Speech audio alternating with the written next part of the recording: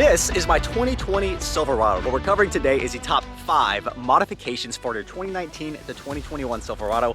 And unfortunately, 2 modifications I actually regret.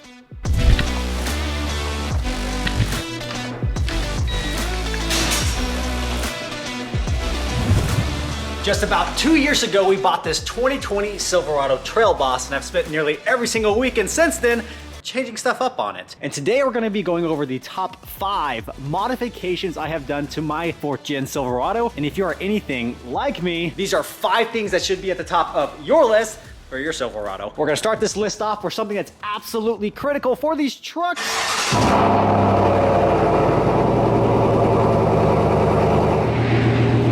So guys, aloha, welcome back to the channel. Welcome back to my little piece of paradise, the Lonestar Hawaiian garage. If you guys are new, a special aloha and welcome. I'm a crazy Hawaiian Texan that loves cars, makes a couple videos, a really bad example, and a self-certified YouTube automotive technician. Which don't listen to anything I really say. And if you guys are new and by chance have not subscribed to the channel just yet, feel free at any point in the video, if you're enjoying the content, scroll down, hit the subscribe button below. Join the family, join the ohana for all the fun. We got a ton coming up for the Trail Boss and everything else in this garage. Now, the exhaust.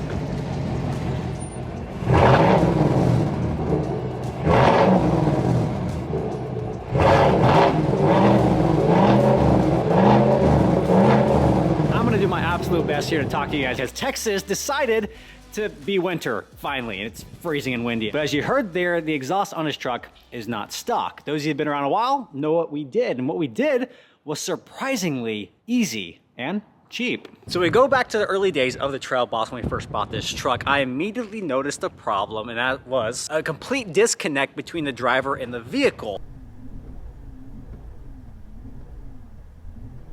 Can you guys even hear that? She's dancing. No matter what you did to this truck, it was just so silent. Full throttle, half throttle, no throttle. So immediately what we did is looked at a few exhaust options. What's very common in today's world is a catback exhaust system. Now those typically range between $600 up to $2,000 depending on the brand you go with.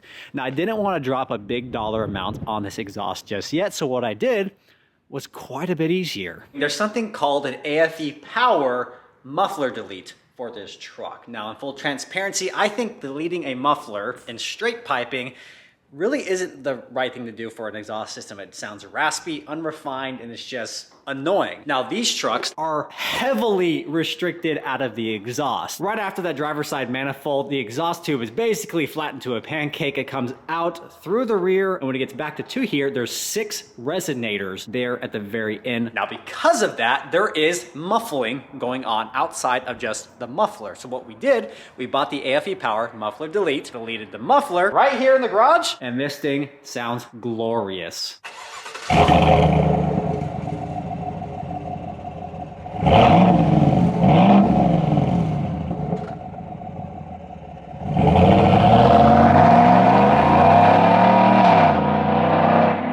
One caveat with that muffler delete kit was it's not intended to delete the flapper valve. Yes, I said flapper valve. These new trucks actually come with a flapper valve in them because of the DFM or dynamic fuel management system, as it shifts between 8 cylinders, 4 cylinders, 1 cylinder. The exhaust tone changes quite a bit during those cycles, and what they did is put a flapper valve in the exhaust, which basically eliminates indie sound. I have in my hand the adaptive valve that cancels out low frequencies without adding additional muffler volume. They may not even notice that their engine is running. So you don't hear any changes. Now that flapper valve on these trucks is actually a spring-loaded valve, so technically you could wire it open to stay open all the time. I took a different approach and just cut the sucker out altogether. Now the AFE powered delete kit didn't intend to cut that far forward to delete that flapper valve. So what happened was when I installed the new pipe, one side sealed up real well. The back side, unfortunately, just didn't seal up completely. Booger welded that thing closed, and we're set to go now. This truck sounds phenomenal. This is a great option for you guys that are operating on a budget.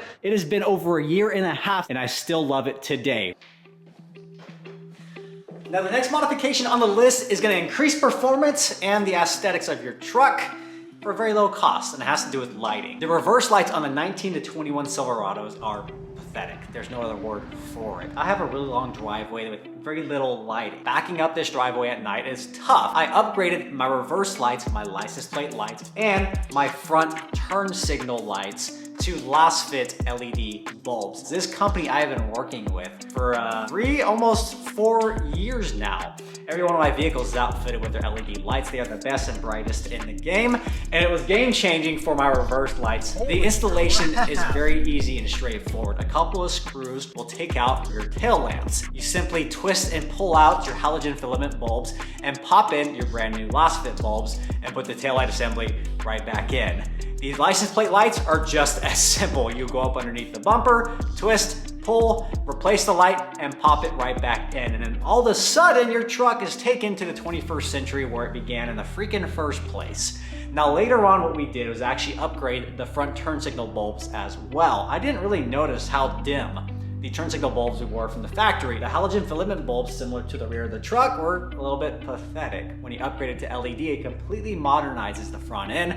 It's extremely bright, it's very visible, and it's safer. The LED ambers in the front and the LEDs in the rear completely modernize this already modern truck to where it should have started in the beginning. General Motors. The links are in the description below for the lights I did install on this truck. It's cheap, easy to do, plug and play. The simplest of mammals can complete it. They're so bright! But that is number 2 on the list for must-dos. LED lights, go figure.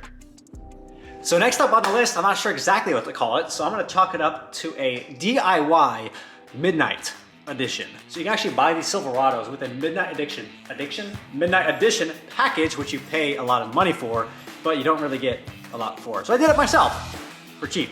And it all started here on the front end, kind of unplanned. When we got the truck, I did a full paint correction, and as I was doing it, I noticed, hey, I really don't like the look of my badges. They're really bright, chrome, distracting. It pulls away from the gorgeous aesthetics and design. So what I did, I got some Plasti Dip and sprayed my badges. Now, I will say this is 1.5 years after I sprayed these. It actually still looks pretty dang good. There are parts that have kind of chipped and peeled up a little bit, but that's easy. Peel that off, I can do it again, or actually buy some black badges. I did not only do that, but I also did the front bow tie here. 1.5 years later, got a small chip. We didn't stop there. We just continued on and got carried away like I get carried away everything with this truck. And we did the back badges as well. So the LT on this side and the Silverado badge as well. This is something you can easily do yourself. Costs $4 to $5 for a can of this stuff and go to town. But it didn't even stop there. What I did, I went on Amazon and bought a big piece of dark smoke hex tint. When I say hex, it's just a little hex pattern within the tint, which I thought was kind of cool. That piece of smoked out tint has gone quite a long way. We've done the reflector within the front headlamp. It still works, like you shine a light, you see amber there, but it completely changed the whole look of that front end. The install is pretty straightforward. I laid some knifeless tape down where I wanted the edge to be, put the tint right over the top of it, pulled the knifeless tape out from under it. You can also use a knife if you really want to, but I really advise against cutting against your headlamp with a sharp knife. And then it came to the third brake lamp. This one was an eyesore. Just looking at the red color, they chose the wrong color. The red color doesn't match anything else on the truck. It's like a darker maroon color, but the rest of them is like a bright red. Regardless, we got rid of it. We initially covered the entire third brake light up, decided that was not the best idea, and instead laid some knifeless tape around where the LED section is, where the brake light actually shines red, and covered up the red plastic so it actually gives a smoked out look while also not decreasing any functionality of that third brake light. Just the one little piece of dark smoke tint from Amazon.com did all of that. Holy shnikes, it worked. And on top of that, the front fog lamps, I also threw a little bit of smoke tint on the fog lamps just to kind of change it up a little bit, covered up some of that chrome in the front. Those little touches ended up going a long way, which I didn't realize it actually would. It does make the truck look a lot better. Better. There's gotta be a better word for better. Cherry, brah. Now when the smoked out tint was all done, I figured I was done until I started getting continued comments on my Trail Boss sticker here at the rear. So I finally listened to them and upgraded, called it an upgrade. I just changed the sticker out. This is a matte black sticker. It gives me the look and feel I'm going for, and it took out that massive distraction. It looks a heck of a lot better now. Now as the list continues to modification number 4 and 5, that's where the price tag starts getting just a bit more hefty. Number 4 changed quite a bit on this truck, and that is a leveling kit. Whew. Now, a big fat word of caution: if you have a Trail Boss or AT4, do not level your truck without first replacing your upper control arms. These trucks come lifted 2 inches from factory, and doing so puts additional stress on that upper ball joint. I've seen countless posts over the last few months of Silverados with their wheel and tire flat on its face with a bunch of suspension components still attached to it because they're leveling their truck to the point of the upper ball joint completely failing. So what we did, we went to ReadyLift and ordered their 2-inch SST kit, which technically is not a level, it's actually a lift kit. But when we lifted the front end, the truck was perfectly level. We actually didn't even install the lift blocks for the rear. The installation of the SST kit was fairly involved.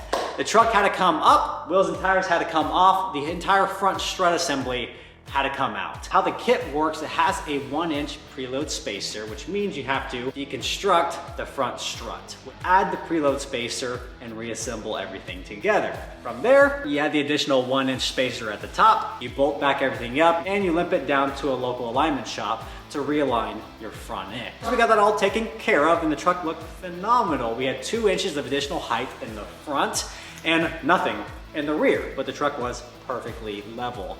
The ride quality, the front end is quite a bit stiffer. The truck feels more planted, it feels more secure. It feels more like a truck versus a Suburban. Now, before we get into the final modification, which will not surprise anyone, let me tell you about 2 modifications I have made to this truck, which might surprise you. I regret. That's my credo, no regrets. Funny enough, the 2 regrettable modifications are both in the front end of this truck. The first of the 2 is the Stillin True Power cold air intake scoop. We had major issues. It's actually really frustrating. When we installed the Stillin system, I started hearing a loud popping noise coming from the front end of the truck. In the front end of these trucks, there's something called active aero shutters. There's literally shutters in your front grille that open and close, either to increase aerodynamic efficiency or cooling, depending on whatever time you are driving. But what I noticed was, when the active aero shutters were either opening or closing, they were getting caught on the Stillin True Power system. Now, this system is built on the proven fact that cold air increases horsepower and efficiency. How the system works is it actually takes the airflow from the front of the truck and forces it into the intake duct for your intake system. So in theory, you would create better efficiency and more power. But I will be honest, the increases are negligible. Was it really worth the investment? But don't worry, those that made the investment installed their own Stillin system. As long as you do, give yourself some clearance there for your active aero shutters, you guys will be okay. I'm still running mine. I don't have any immediate plans to pull it out. But is it worth the investment? Unfortunately, not. So, regret mod number 2, still here on the front of the truck. And this might surprise a lot of you. The Aeroskin Light Shield by ABS. Unfortunately with this one, hood vibration at higher speeds. If you travel over 65 miles an hour on a regular basis, I would say do not install this particular ABS Aeroskin. The aesthetics of the truck is amazing. Having those amber lights at the top of the hood really changes the dynamic of the truck. Fortunately, in my situation, I'm on a highway probably once a month. If you're traveling at 65 miles an hour or more on a regular basis, I would say stray away from this particular modification. You will experience hood vibration.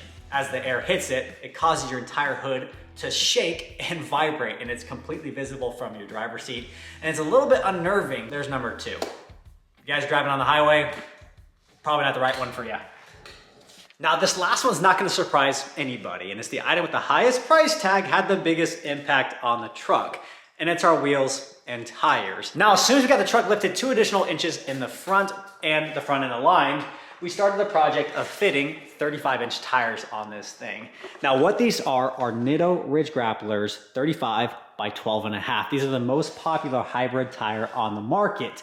Fun fact about the tire, you actually have 2 different sidewall options. I went with the less popular option, which was the best decision I made. Regardless of the sidewall, the tread pattern is extremely aggressive, gives you that nice meaty look without a lot of road noise. To be transparent, the road noise on these tires is less than Yeah, those. Regardless of the road noise, in order to fit these on here, we had to do some trimming and tucking. The wrapped around HD Pro's HD1 wheel. Gloss black on the lip, matte on the front. These are 20 inches by 11 inches wide. They have a negative 33 offset, which pushes out that tire pretty decently. In order to fit these in here on the front end, we had to pull out the fender liner, cut the fender liner mounting bracket, it's plastic, sawed it in half, pulled back the inner fender liner on the front end, and we are clear on the front end. The rear, on the other hand, took a little more convincing. We pulled off the mud flap, cut the mud flap in half. On the inside of the fender liner was a metal bracket, in which doesn't serve a purpose. We removed the metal bracket altogether, pulled back the fender liner, screwed it in to the frame, and we essentially have a fitting 35 by 12.5 on a 2-inch leveled Trail Boss. These are as big as you can possibly go without significant cutting on your truck, but this size of tire on this truck is perfect. I have not seen one other truck I like more than my own truck on the road, and that's saying something. I am an enthusiast and a fan of so many builds and trucks, and I look at my own and I'm so proud of it. She ain't mine, but she looks fine. Gonna take some time, gonna make her mine, gonna make her mine.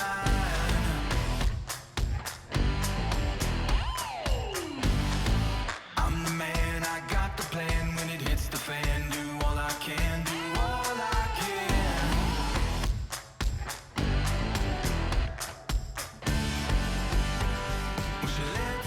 Well, that's it, guys. That's everything. Guys, 2021 is coming to a close. It's been a phenomenal year, but 2022 is gonna be even bigger and better. I cannot wait. We've had a fantastic year this year, both financially and within growth. We're still a really small channel, but you guys, with the support you provide, my goodness, 2022 is gonna be a freaking blast. Let me know, put in the comments below what you would like to see in this coming year, whether it's with the Trail Boss, with the OG Silverado, the F1 Elite ZL1 project, or other vehicles you want to see on the channel. Guys, 2022 is an open book right now. I have some ideas of where I want to take it, but let me know. I'm going to go ahead and leave this video off with one particular statement, and that is Chevrolet refuses and will not build a Raptor killer. So I am.